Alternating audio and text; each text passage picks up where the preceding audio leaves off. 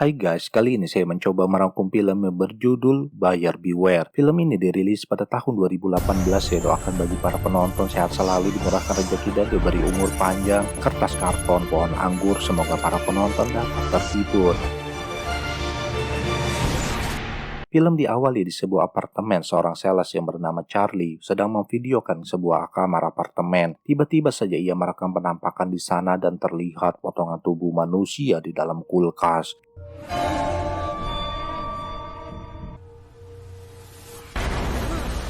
Film kembali di 6 bulan yang lalu. Charlie mendatangi rumah sakit untuk menjenguk ayahnya yang sedang sakit. Dokter memberitahunya bahwa operasinya berjalan dengan baik, tetapi ayahnya belum tersadar sampai saat ini. Setelahnya, ia melihat biaya tagihannya selama 2 bulan, lalu kembali ke kantornya untuk bekerja. Malam harinya, ia bersama temannya yang bernama Ernest makan malam bersama. Ernest bermaksud memberikan pinjaman kepada Charlie untuk membayar biaya rumah sakit ayahnya yang dirawat, dan mengajak Charlie untuk bekerja sama dengannya menjadi agen properti di tempat kerjanya saat ini. Ternyata ia juga diputusin oleh pacarnya yang bernama Shermaine. Pekerjaannya juga berantakan, mobilnya pun dibobol maling, sungguh ujian yang bertubi-tubi. Kemudian Charlie pun mencoba melamar di perusahaan Hofeng yang merupakan agen properti real estate ternama. Setelahnya ia pun mendapatkan jadwal interview di perusahaan tersebut. Keesokan harinya, Charlie datang dalam sesi wawancara dengan seorang yang bernama Gordon. Charlie diminta untuk mempromosikan dirinya di hadapan Gordon. Sayangnya Gordon tidak melihat CV dan pengalaman Charlie. Kemudian Charlie diminta Gordon untuk menemui seseorang yang bernama Lucy. Lalu Lucy membawanya ke sebuah apartemen dan mengetesnya dalam menjual unit apartemen kepada seorang pembeli yang bernama Wong. Sepertinya Wong dan istrinya suka dengan unit yang ditawarkan. Keanehan mulai terjadi. Charlie melihat keran air terbuka sendiri. Ia mencoba menutupnya. Sialnya pintu tertutup sendiri dan ia terkunci di dalam kamar mandi. Akhirnya ia pun dapat keluar dari sana dan Wong pun sepakat dengan harga yang ditawarkan.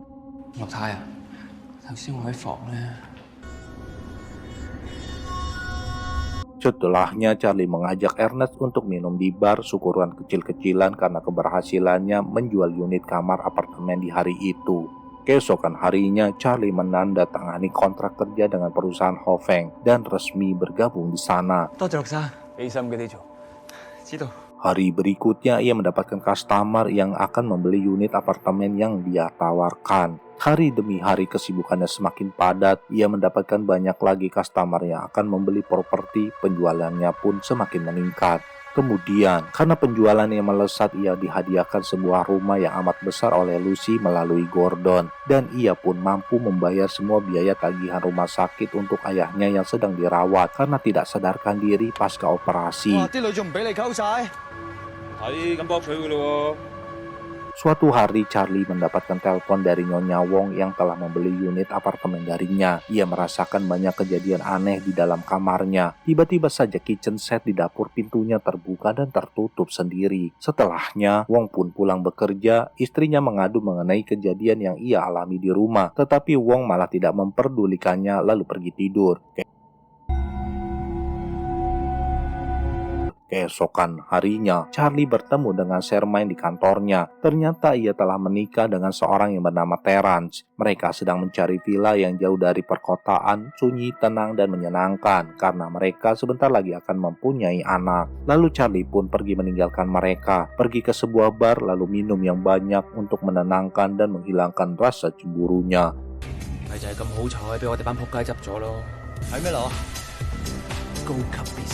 Keesokan harinya, Charlie mengantarkan Shermaine ke sebuah villa lalu menjelaskan ruangan demi ruangan. Charlie menemui hal aneh di sana, melihat Shermaine di lantai atas sedang menelpon, padahal Shermaine sedang berada di lantai bawah. Lalu ia melihat hantu di jendela lantai atas ketika mau meninggalkan villa tersebut. Malam hari pun tiba. Charlie menikmati minuman diiringi alunan musik di sebuah bar. Kemudian ia mendekati seorang wanita yang ternyata teman satu kantornya di bagian akunting.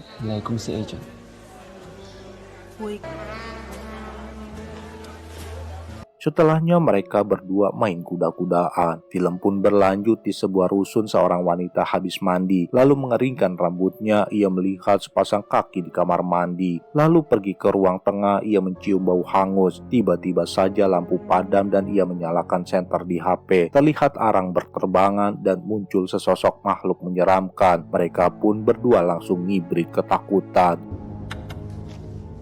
Wah, isi ya, wali ya.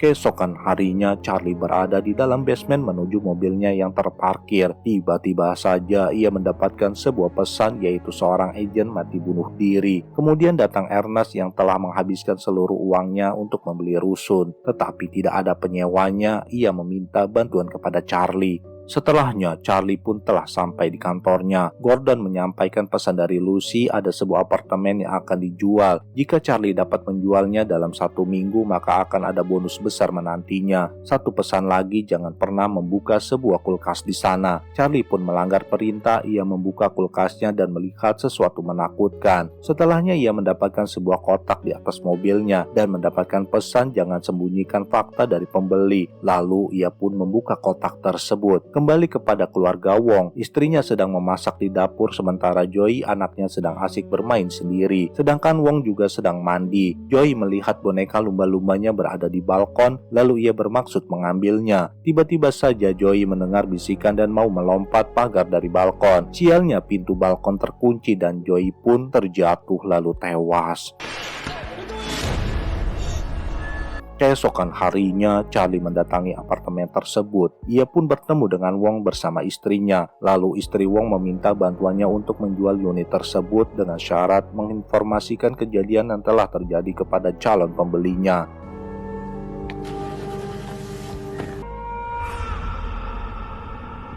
Charlie memikirkan Ernest yang telah menawarkan rusun miliknya kepada Gordon. Ia bertanya kepada Gordon siapakah pembeli rusun tersebut, tetapi Gordon bilang itu adalah rahasia. Lalu Charlie menceritakan mengenai masalah apartemen milik Wong, tetapi Gordon menyarankan agar tidak memikirkannya dan tetap terus bekerja. Gordon pun berjanji akan bernegosiasi dengan pembeli rusun milik Ernest agar menaikkan harganya. Di tempat lainnya, Sherman sedang asik di dapur lalu menelpon Charlie, bermaksud mengajaknya makan bersama di villa yang baru dibeli bersama ia dan suaminya. Dan Charlie berjanji akan membawa Amer kesukaan Sherman. Tiba-tiba saja Sherman mendengar sesuatu di lantai atas, lalu ia naik ke lantai tersebut dan memberanikan diri mencoba untuk memeriksanya. Lalu Sherman membuka sebuah lemari di sana. Sesosok hantu terlihat berdiri di belakangnya. Setelahnya, Sherman menyarungkan bantal dan memasang spray di kamar. Tiba-tiba ia melihat sepasang kaki berdiri di lantai. Sementara Ernest bersembahyang dan berdoa di sebuah rusun miliknya. Ia bermaksud agar roh bergentayangan tidak mengganggu para penghuni di sana. Tiba-tiba saja terlihat 2 hantu bocil yang terbakar. Kembali kepada Sherman, hari Sabtu pun tiba. Charlie menghadiri undangan makan bersama yang diadakan keluarga kecil Sherman. Terence mencurigai antara Charlie dan Sherman telah saling kenal sebelumnya. Lalu Sherman pun menjelaskan mereka kenal sebatas jual beli villa tersebut saja. Ia berterima kasih kepada Charlie yang telah membantu mereka mendapatkan villa idaman dan mengundangnya makan bersama. Hampir saja mereka ketahuan, Charlie menanyakan apakah Sherman menyukai villanya. Sherman pun gugup dalam menjawabnya. Ia pun menceritakan kondisi villa itu beberapa bangunannya telah tua dan di beberapa ruangan suhunya sangat dingin. Kemudian di lantai 2 kamar belakang selalu ada suara aneh di dalam lemari, yaitu suara seram. Terkadang Sherman merasakan kehadiran makhluk goib di sudut ruangan. Sialnya Terence melihat mereka sedang berdekatan.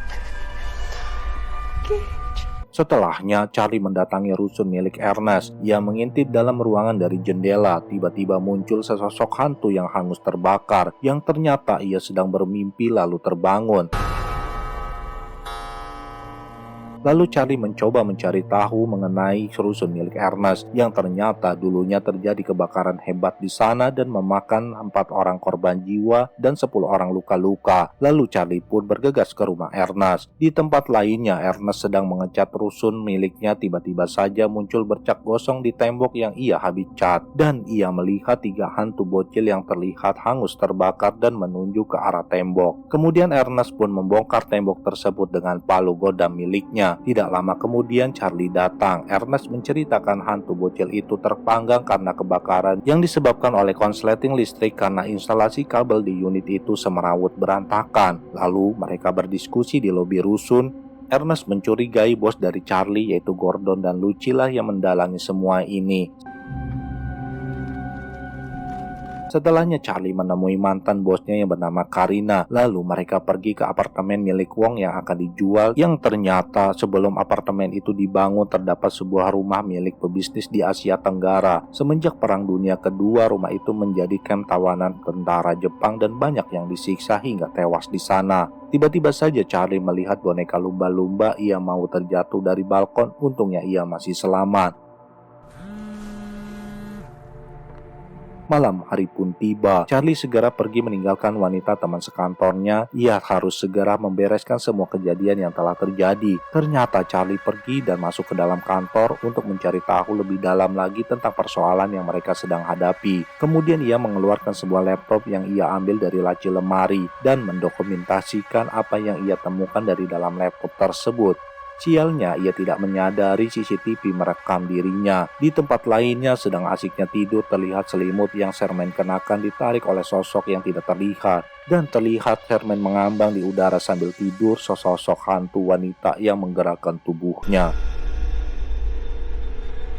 Keesokan harinya, dengan membawa dua anak buahnya, Terence memukuli Charlie. Ia telah mengetahui bahwa Charlie adalah mantan pacar istrinya. Setelahnya Charlie teringat ketika ayahnya mau memberikan jam tangan peninggalan mendiang kakeknya. Kini ayahnya telah meninggal setelah lama dirawat. Kemudian Charlie menjemput Karina. Ia telah mengirimkan foto kepadanya. Pertama adalah properti milik Keisheng lalu dijual oleh Hofeng yang membelinya kembali dengan potongan harga. Mereka pun mencurigai Gordon dan Lucy yang menjadi dalang di semua ini. Dan ada keterkaitan dengan kematian agen properti sebelumnya yang bernama Manho. Kemudian mereka berdua pergi ke rumah milik Charlie. Karina menanyakan bagaimana bisa rumah itu menjadi miliknya. Lalu Charlie memfoto sebuah lambang di bawah cermin besar di sana.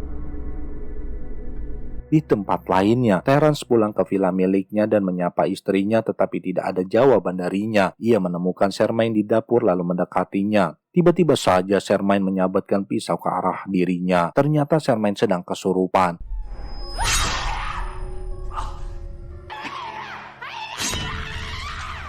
Keesokan harinya Charlie menanyakan kepada biksu mengenai lambang yang ia foto di bawah cermin besar di rumahnya tersebut, yang ternyata adalah sebuah mantra hitam kuno dipakai untuk membasmi dan menekan arwah murka. Kemudian Charlie ditato untuk melindunginya.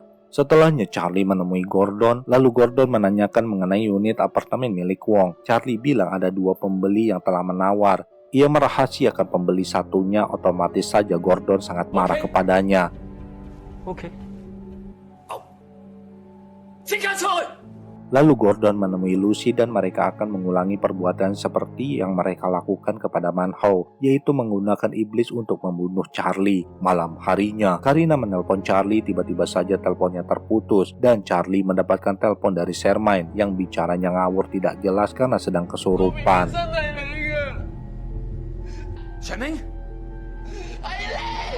Kemudian Sherman pun tersadar dan meminta pertolongan kepada Charlie. Charlie pun segera menuju rumahnya. Dengan menggunakan senter HP-nya, Charlie masuk ke dalam rumah Sherman, lalu menuju kamar di lantai 2 rumah itu. Charlie tidak menemukan siapapun di sana. Kemudian ia mendobrak sebuah kamar dan menemukan Sherman di dalam lemari dengan leher yang tergantung. Charlie pun melepaskannya. Tetapi Sherman malah mencekiknya dan wajah Charlie pun berubah. Lalu ia terbanting hingga tidak sadarkan diri.